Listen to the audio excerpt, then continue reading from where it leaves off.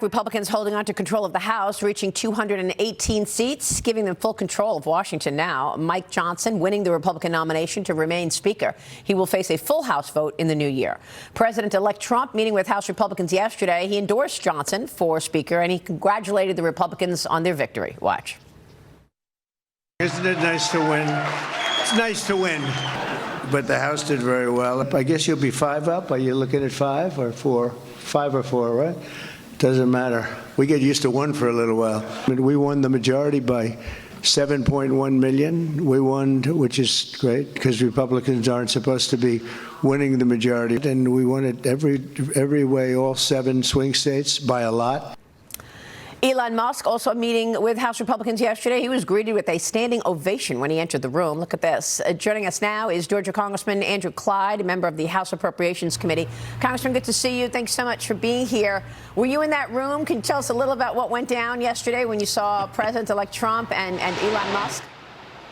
Well, good morning, Maria. Yes, it was incredible yesterday morning to have the president come join us and have Elon there as well. I got to meet him for the first time. I think he will make an excellent Duke.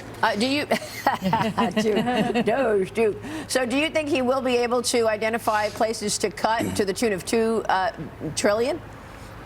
Oh, I think he will do a phenomenal job of that, and we're going to help him. We're going to help him make government so small it's not worth corrupting. Good for you. President-elect Trump nominating Matt Gaetz, meanwhile, for Attorney General. Speaker Johnson said that Gaetz has already resigned from Congress, allowing his district to quickly hold a special election to fill that seat as early as January 3rd, which is when the new Congress is sworn in. Your reaction? Oh, I think that's a great pick. I mean, all of President Trump's picks so far have shown that he is committed to changing the way this government functions. He's committed to taking the mandate that the American people gave him and actually transforming this government, making it more efficient, taking away the weaponization of the Department of Justice. Matt Gaetz is the right guy for Attorney General. He is a true constitutionalist. Well, do you think he's going to get confirmed? I think he will. I mean, if senators can vote for Merrick Garland, I mean, a guy who absolutely decimated the Constitution, I think they can certainly vote for Matt Gaetz as someone who will absolutely uphold the Constitution. And what do you want his priorities to be in the AG's office? First, I think they need to tear down the weaponization of how the Department of Justice has come against the American people and truly become a balanced agency that is not political and restore the faith of the American people. But how do you do that? I mean, how do you get the people to have trust once again in the Department of Justice? I mean, what is it going to take? I think there's going to be a lot of people lose their jobs in the Department of Justice. There needs to be a clean sweep of the top echelon of the Department of Justice, the FBI, the ATF. I mean, all of these agencies that have come out against the American people and have done so in a way that is contrary to the Constitution. Well, President-elect Trump also nominating combat veteran Pete Hegseth to serve as the Secretary of Defense. Hegseth served tours in Iraq and Afghanistan. He's a Princeton graduate. He earned a master's degree from Harvard. But Massachusetts Senator Elizabeth Warren is already dismissing this pick.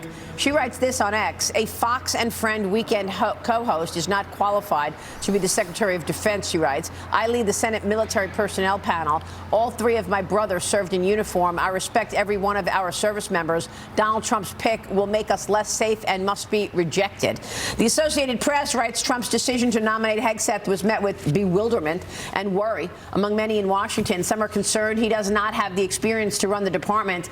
Congressman, you are a Navy combat veteran.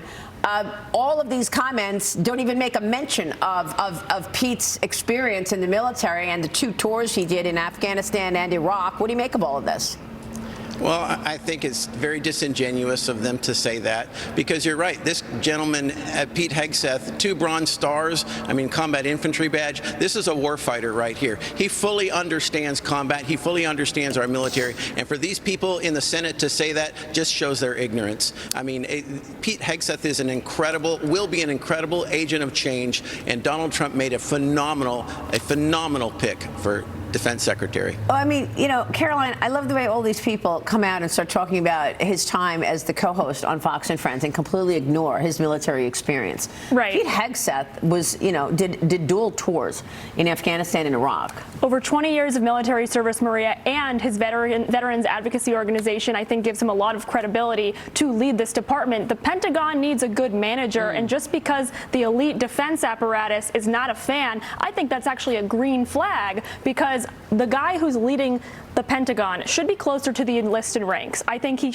or she should be more removed from the lobbyists of the defense industry and closer to what the soldiers on the ground actually feel. And I say this as the daughter of a Vietnam veteran who went to West Point. And last thing I'll say is his commitment to de-woke the military academies is so important, because they've abandoned their mission, which is military excellence, and for America to be the premier armed forces on the world stage. Well, this is a really important point. And Congressman, I want you to take that on for a second, because when you look at today's military, it is weaker than it was over the last decade. Look at the Navy, for example, and how when you compare it to China's Navy, they actually have a larger Navy than the United States.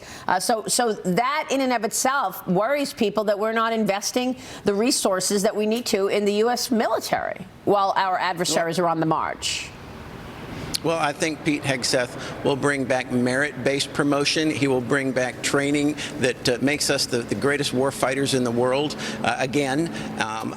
This focus on DEI and critical race theory, et cetera, it needs to be completely destroyed in the military. That is absolutely decimating our recruiting, and it's just bad, and Pete Hegseth is the right man. He is the person who will take this on. Look, Trump's meeting with House Republicans yesterday, he spoke about his plans for the border crisis as well.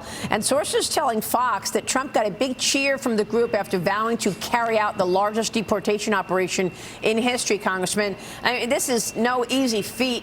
What do you make of what the response was to that yesterday, and how do you want to see President Trump handle this deportation that he's planning? I'm going to help him do it, because that's the right path right there. And, the appointment of Mr. Homan to head this up is, again, the right pick to make this happen. President Trump is just making, home run after home run after home run here. All right, Congressman, it's great to get your take on all of this. Thank you, sir. Thank you.